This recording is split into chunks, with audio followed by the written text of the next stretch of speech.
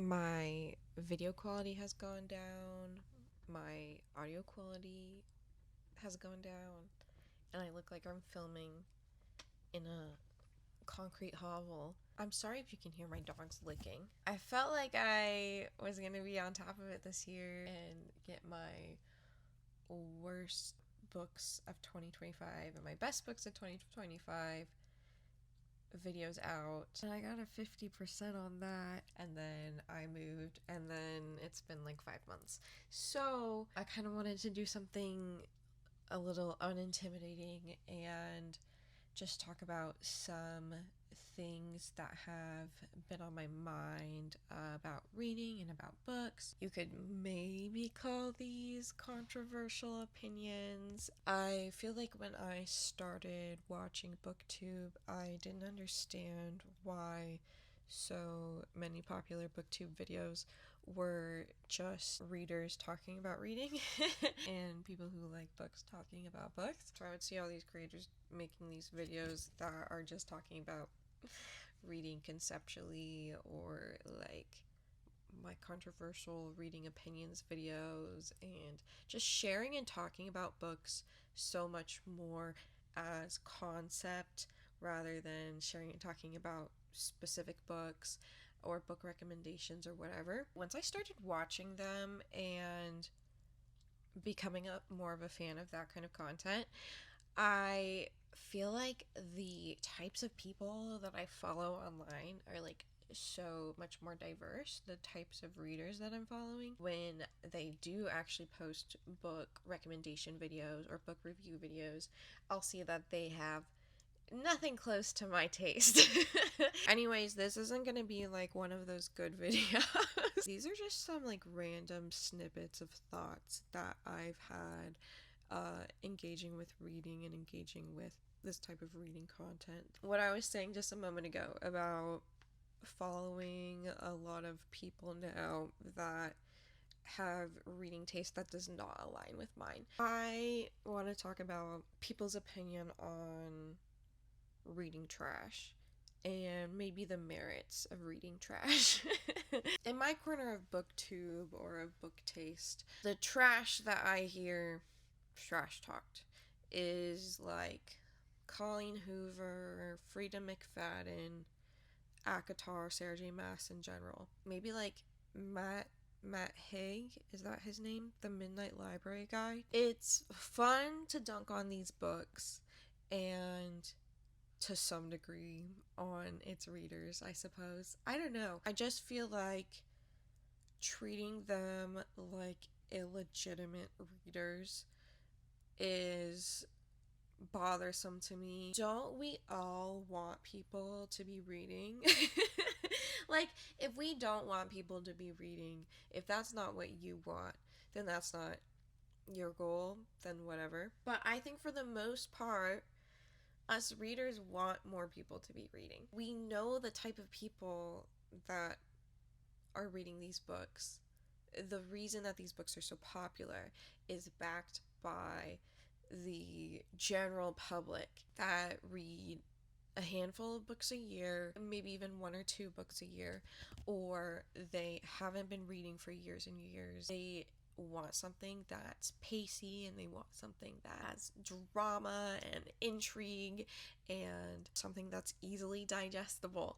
And I understand where they're coming from for sure. Now, when you get into readers who read these types of books, people who aren't just reading one or two books a year, but are reading 50 or 100 books a year, they still are obviously legitimate readers. They wouldn't be so passionate about it that they're posting content about it. They're posting about the same kind of concepts that the types of readers that I follow are posting. There's definitely something to be said about the politics and the propaganda and like the sheepleness of these types of books and these authors. I hate Akatar.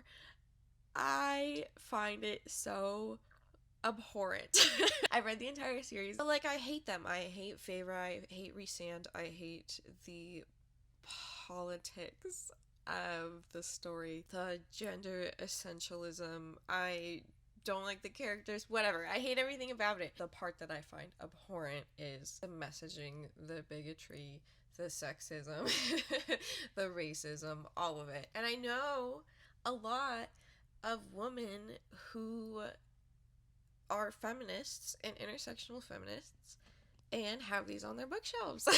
Anyways, when usually people are talking about ACOTAR specifically, and I feel like I hear this about Colleen Hoover as well, it's like, I wasn't into reading for a while, or I hadn't read since I was a kid, so I picked these up, and then I started getting really into reading again. So they're very close to my heart, or they find comfort in them, whatever. I guess I just think that reading and engaging with content is inherently so much better than something like doom scrolling.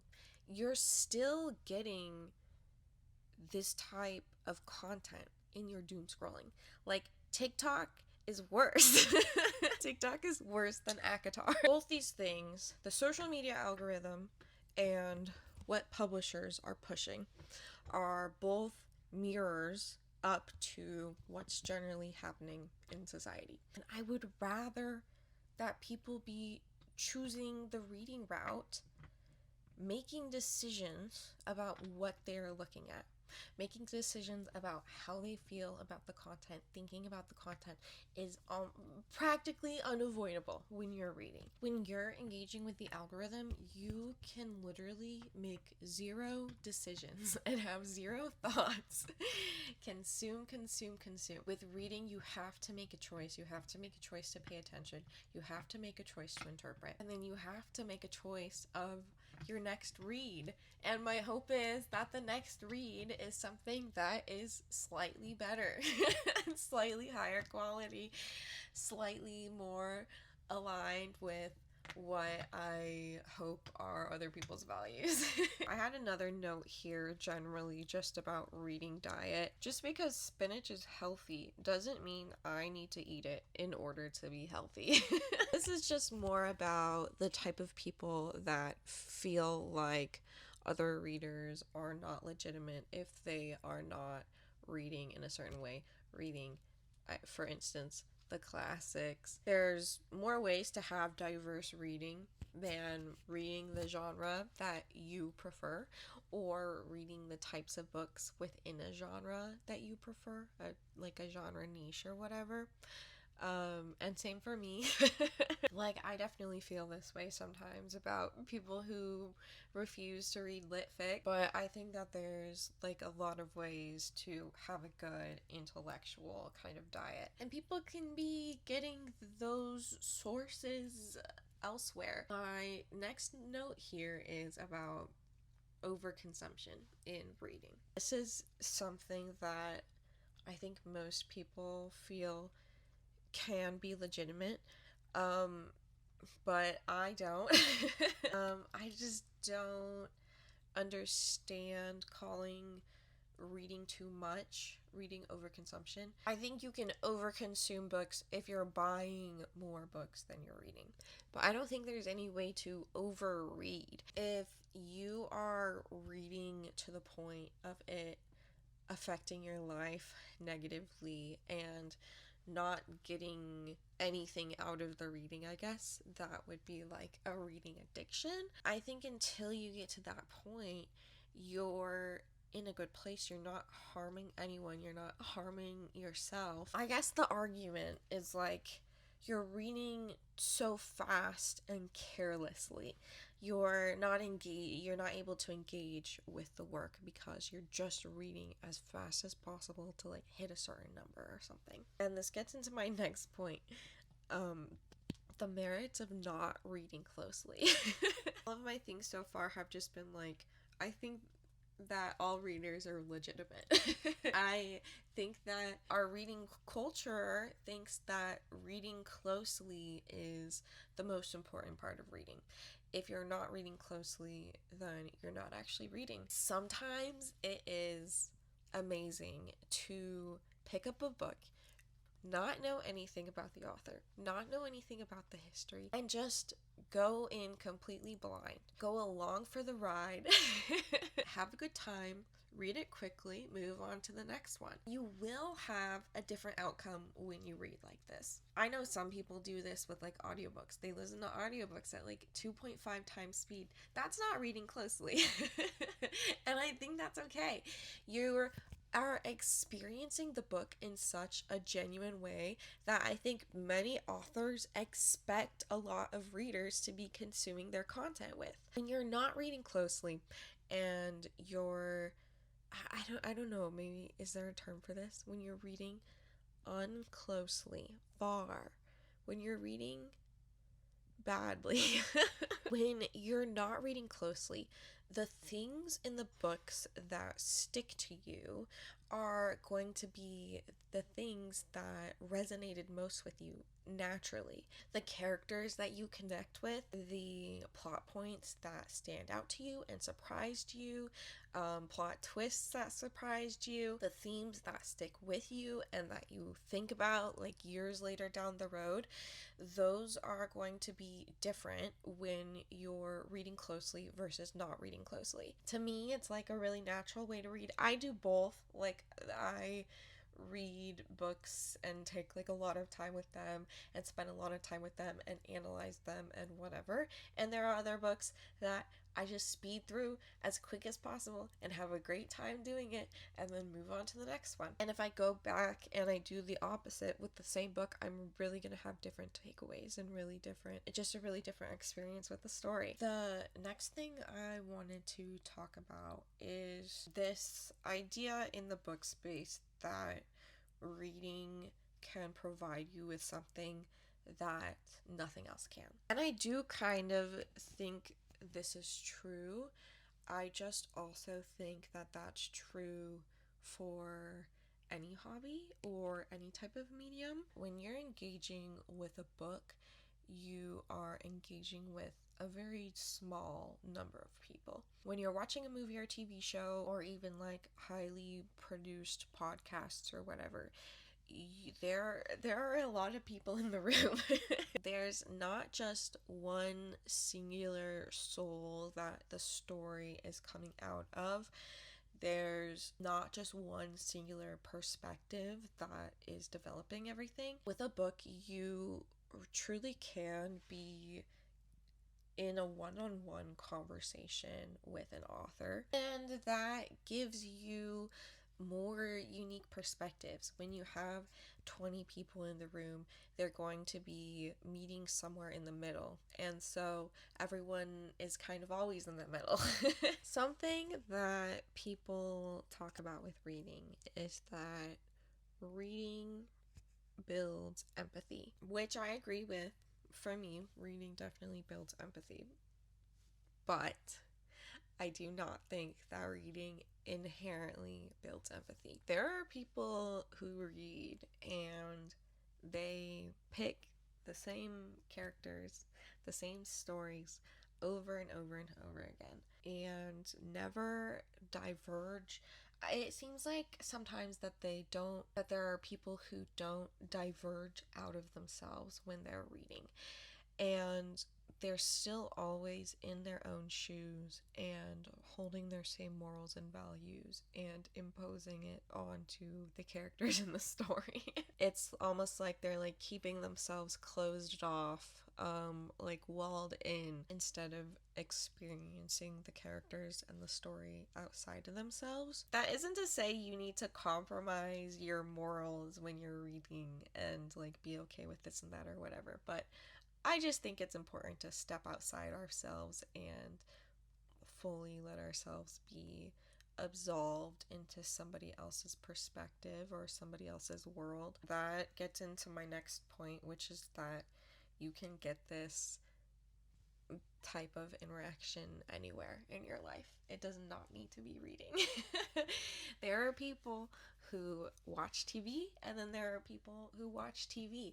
There are people who watch movies, and then there are people who watch movies.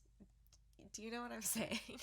This is like contrary to what I was saying earlier with not reading closely, but it's really about engaging with the text and engaging with the characters and engaging with the themes. And you can get that from TV. You can get that from movies. You can get that from podcasts. You can get that from social media. You can get that from going to the bar. You can get that from video games. You can get that anywhere. If you are open to others and open to building empathy, then you can get that anywhere. And if you are closed off to others and closed off to building empathy, then you will not get it anywhere.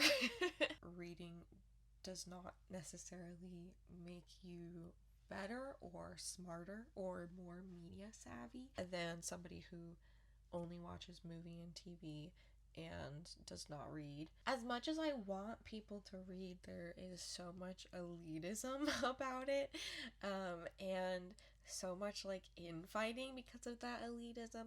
What counts as books?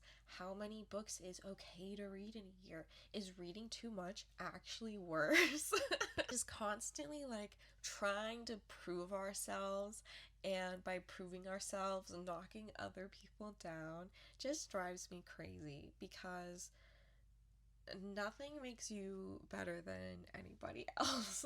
Certainly reading doesn't make you better than anyone else. It's honest, like, silly to me. There's people out here who read like high literature and classics and think that nothing else is real reading, and there's people out there who think that audiobooks aren't real reading, and the point is to make us more separate than other people. It's just like and I feel the same way all the time. Like, I feel better than other people because I read and engage with my media, whatever, but I also know that it's not true.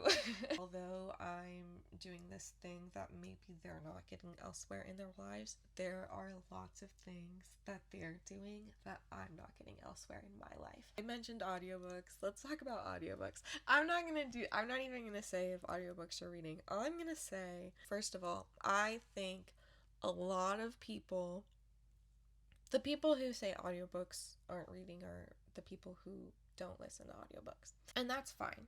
But a lot of the time, when you talk to people who don't listen to audiobooks, they say, I don't listen to audiobooks because I just can't do it.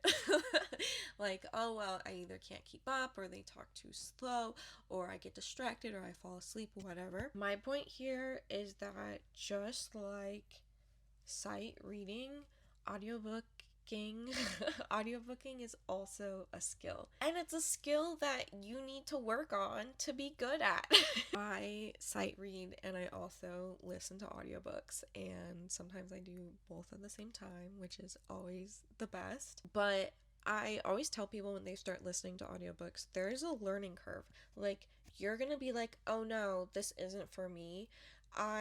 You just need to learn how to do it. When was the last time that you sat down and just listened and absorbed solely auditorily for a long period of time? It hasn't happened in a while, like probably since elementary school, and yeah, it takes some getting used to.